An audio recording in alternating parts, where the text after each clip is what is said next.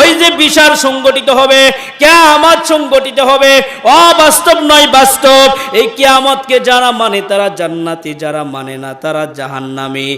তাহলে বলেন আপনারা জান্নাতি হইতে চান না জাহান্নামী হইতে চান? বলেন। জান্নাতি। যারা এই মাহফিলে বসে আছে তারা কি জাহান্নামী না জান্নাতি? জোরে বলেন।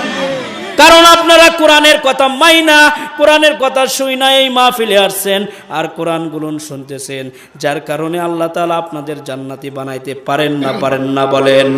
ওই যারা মেলার মধ্যে দোকানের মধ্যে ঘোরাফেরা করতেছে তারা কোরআনের কথা শ্রবণ করার পরেও কোরআন কি মানছেনি? বলেন। জোরে বলেন, মানছেনি? যারা মেলাতে আছে এরা কোরআন মানলে এই মাহফিলে আসতো না? বলেন না।